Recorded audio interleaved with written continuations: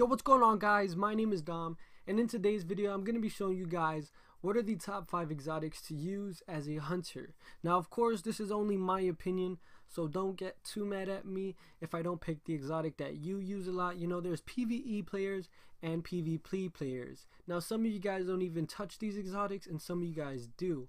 Now, before we get started with this video, if you guys are watching this on the Triton Army, please feel free to go down the description box below if you do enjoy. Click my link down below and come subscribe to me. I'll be waiting for you guys. So with that being said, let's just get into the video.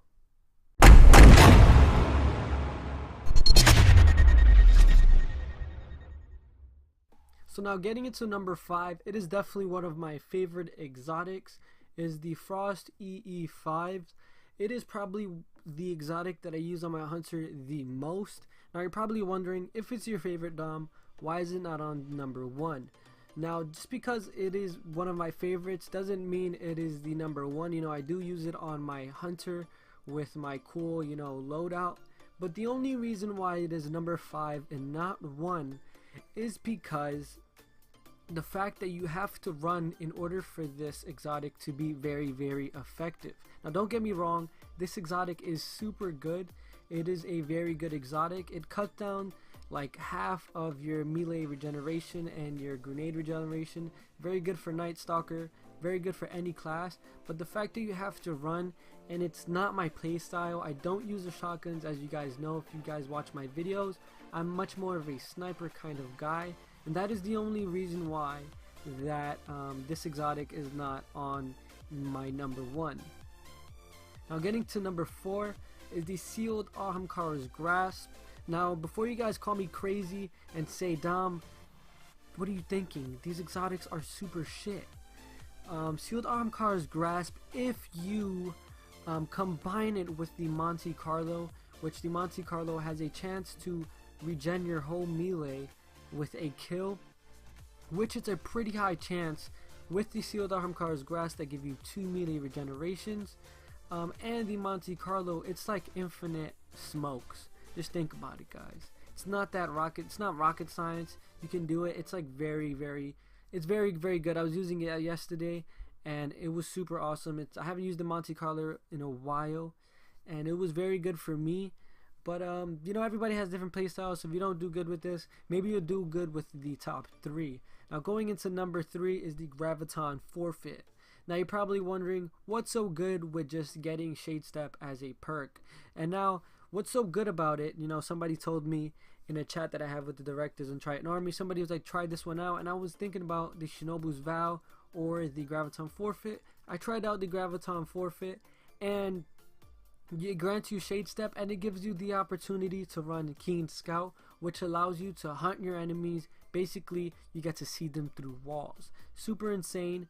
I definitely pick it over Shinobu's Vow, just because Shinobu's Vow isn't as consistent as this exotic with Keen Scout.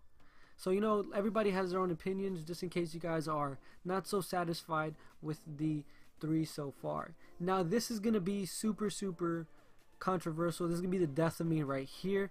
But in the number 2 spot, I pick the Bones of Io. Now, before you guys chop my head off and say, Dom, what is better than the Bones of Io? What can possibly be the top exotic that I am thinking of?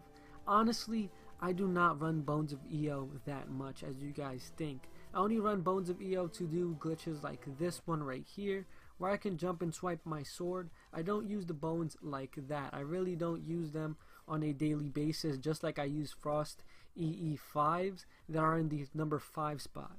But getting on with that, the number 1 spot for me definitely has to be the Celestial Nighthawk. And now you're probably wondering, you know, the Celestial Nighthawk can only be used with the golden gun. It's only 1 shot.